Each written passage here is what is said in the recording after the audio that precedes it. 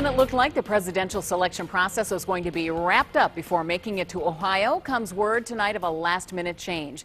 The state Senate taking action to move the primary from May back to March. News Channel 5's John Kosick joins us live. And John, this was not something we saw coming. Yeah, Lee, it didn't seem possible given the time constraints of approving the state's new congressional districts, but then Republicans made the most of a little-known rule.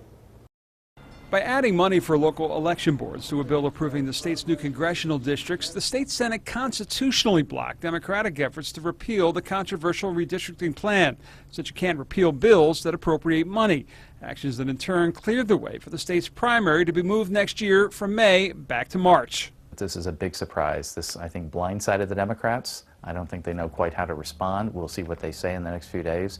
But in the meantime, from the Republican side, purely on a political strategy perspective, this was a brilliant move.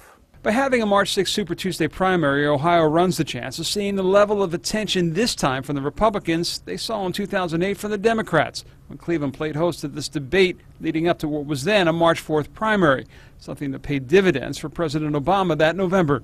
Part of the advantage I see from this angle is I want the presidential candidates to come to Ohio. I hope they come to Ohio. I want them to work the grassroots of this party in every corner of the state. Something that would not have happened if the state had been forced to go with a May primary date. I think this time they're banking on the possibility that we'll have more of a front-runner effect earlier in the primaries, which means Ohio's got to get into that March primary in order to make a difference.